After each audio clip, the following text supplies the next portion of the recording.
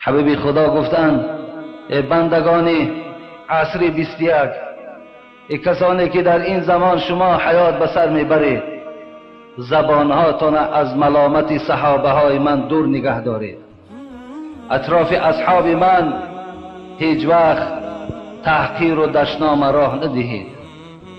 پیغمبر خدا گفتند اگر شما ای امتان، اشاره به سوی ما هست، اگر مثل کوی احد در راه خداوند از طلا اگر نفقه کنید، با یک مشت صدقه که اصحاب من کردن در ثواب برابر نمی شود. برای یک مشت. این بزرگی اصحاب پیغمبر خدا را دلالت می کند. در جامع ترمذی حدیثی از پیغمبر خدا بیان می شود: الله الله فی اصحابی، الله الله فی اصحابی. تأکیدتان میکنم ای دوستای خدا، در حق اصحاب من از خدا بترسید. در حق اصحاب من، هم نشین های من، هم عصر من که خیر امت قرنی، بهترین امت هم عصر من بودند، زبان دشنام و زبان حقارت را بندین. لا تتخذوهم غرضا بعدی. حبیب خدا میگوید مبادا بعد سر من شما دشمنی صحابه های من نشوید. فمن احبهم فبحب احبهم و من ابغضهم فببغض ابغضهم. کسی که اگر اصحاب مرا دوست می‌دارد به خاطر من دوست دارد. کسی که اگر اصحاب مرا بد می‌بیند همچنان است که مرا بد می‌بیند. و من آذاهم فقط آذانی. کسی که اصحاب مرا اگر آزار داد همچنان است که مرا آزار داده است. و من آذانی فقط از الله. کسی مرا آزار داد آزار الله است. حبیب خدا میگوید و من از الله، کسی اگر الله را آزار داد یوشک ان یأخذه، زود است که الله او را در عذاب خودش، در گرداب عذاب خودش تبدیلش میدهد. از این خاطر در آخر اینقدر گفتنی هستم، ما نسبت اصحاب پیغمبر خدا گمانی نیک داریم. ما اصحاب پیغمبر خدا را همگیش دوست می‌داریم و از پروردگار مسئلت داریم که خدا برای ما آن توفیق و آن غیرت و آن نیکبختی که به اونها داده بود برای ما بندگانشم خدای مهربان نصیب گرداند. و دیگر اینکه برادرای عزیز و گرامی، این ماه ربیع الاول است. ماهی هست که در این ماه محمد زیبا، این معلم بشریت، به عرصه جهان قدم گذاشتند. مادرشان آمینه حکایت میکند که وقتی که این محمد از دامان من بیرون شد، زمانی که من محمد تولد کردم، مثل یک نوری که کاخ شام را روشنی میداد همچنان بود. الحمدلله که همون حبیب خدا، همون معلم بشریت در این ماه مبارک، در این ماه ربیع الاول و دنیا آمده.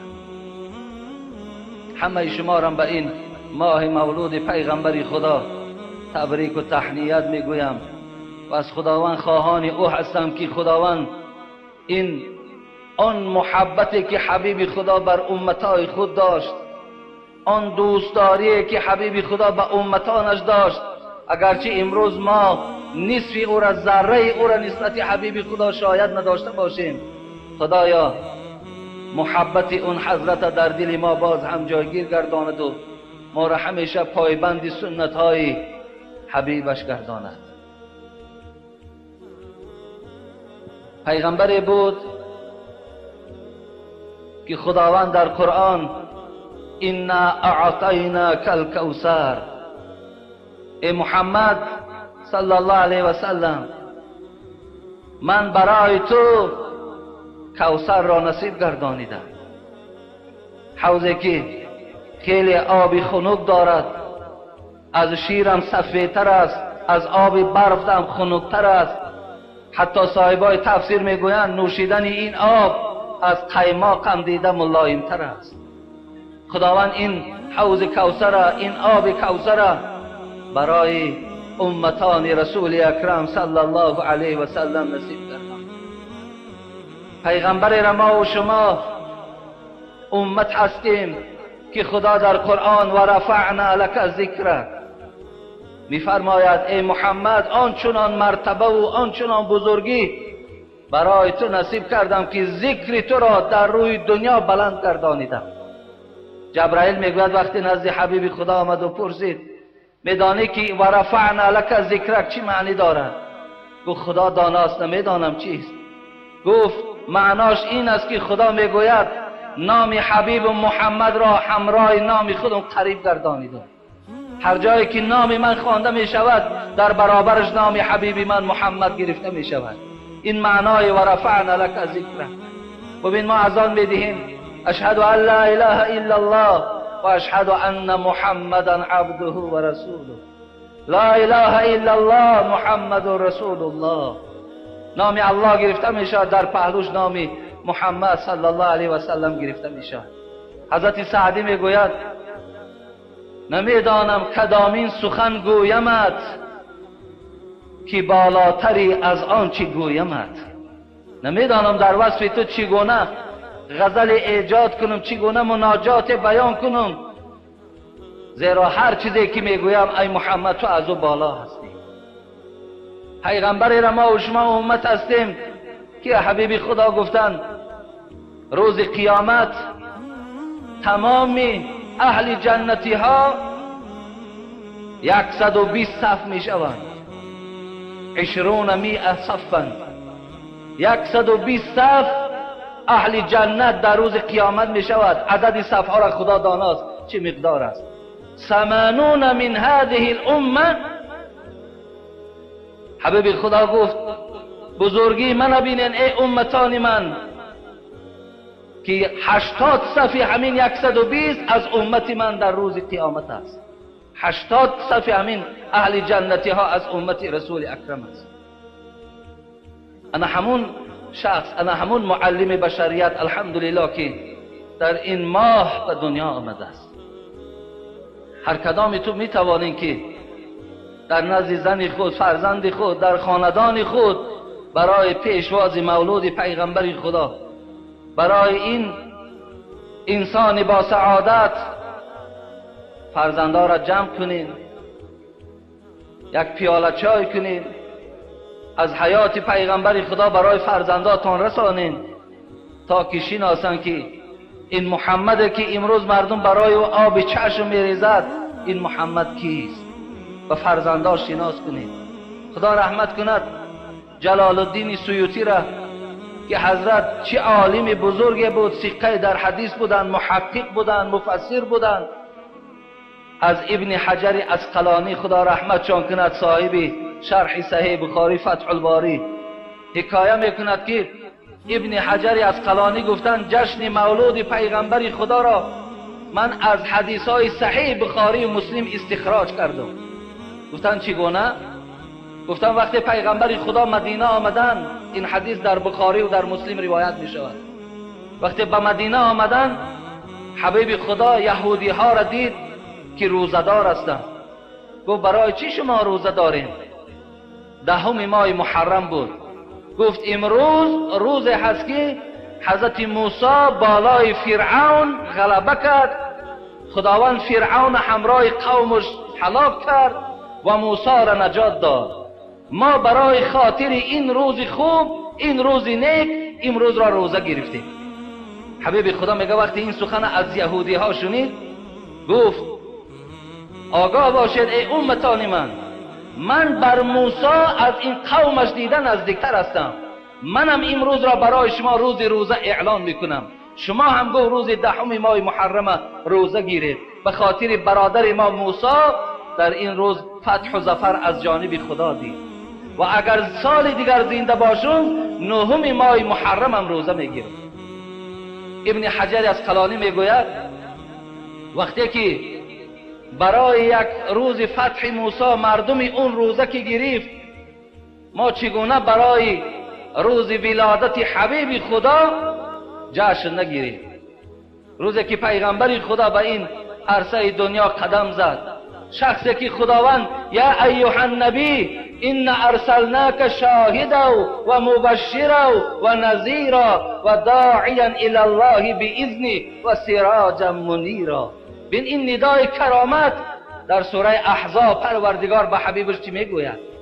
برای این گونه شخص ابن حجر اسقلانی گفت چگونه من پیشواز نگیرم، چگونه این کس در حقش گفت من معرکه تشکیل نکنم، چگونه یادآوری از این حضرت نکنم که خداوند در قرآن به ندای کرامت او را میگوید ای نبی من، ای محمد، این ارسلناک شاهدا و مبشرا و نذیرا، ما فرستادیم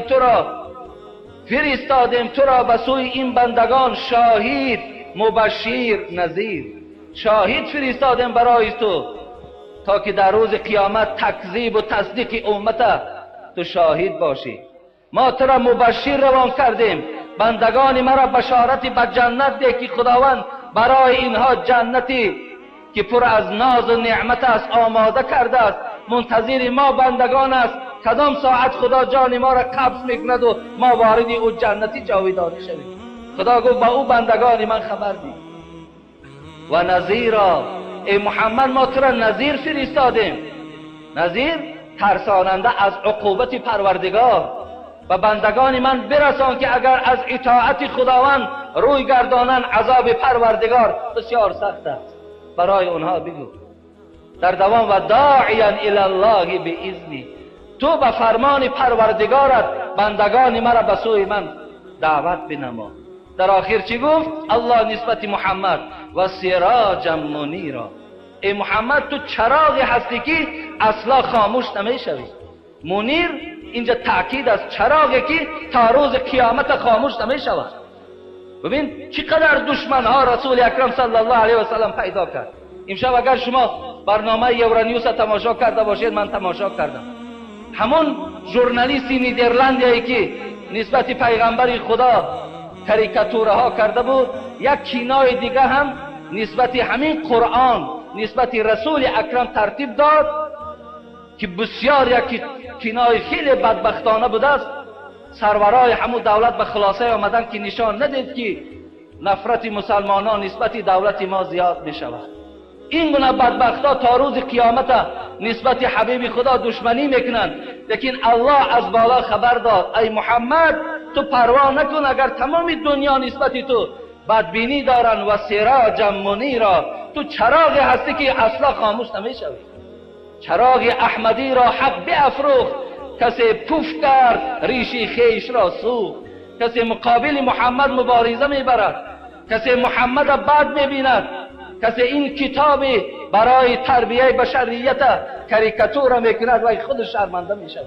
هیچ وقت انشاءالله اینا فتح و ظفر نمیبینند. خداوند هم تا گفت و سراجا منیرا، تو چراغی هستی که تا روز قیامت خاموش نمیشوی. مفسرای قرآن گفتند ببین خدا و جعلنا سراجا وهاجا در سوره نبأ، سوره عما یتساءلون میخوانیم از پاره 30، خدا در اینجا هم چی گفت؟ گردانیدیم آفتاب را هم سراج. ببین خداوند آفتاب هم چراغ گفت.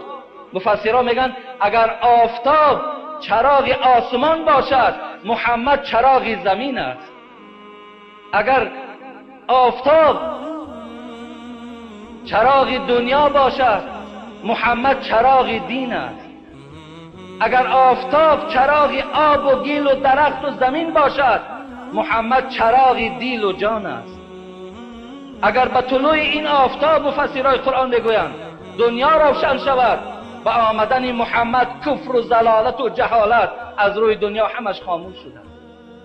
الحمدلله این گونه شخص در این ماه به دنیا آمد. به این خاطر خدا رحمتش کند صاحب فتح الباری شرح صحیح بخاری ابن حجر اسقلانی، نام حضرت اصلش احمد ابن علی بودن، با ابن حجر اسقلانی در روی دنیا معروف هستند. گفتن من از این حدیث پیغمبر خدا استخراج میکنم که شما مولود پیغمبر خدا را جشن گیرید، قبول داشته باشید. شما را به این ماه و به این روز تبریک و تهنیت میگویم. موضوع امروزه ما انشاءالله ما خدا خواسته باشد یک روز مصلحت کنیم، حضرت ها قدی دامله ها قدی، یک روز خدا خواسته باشد روزی یادآوری از تاریخ حبیب خدا، از چگونه نسبت امت مهربان بود، چه روزهای سختی را حضرت از سر گذرانید. برای شما خدا خواسته باشد در حضور دامله هایی که انشاءالله من صحبت میکنم همراه اونها، البته یک مجلس یک روز جمعه خدا خواسته باشد برپا میکنیم اگر حیات باشیم.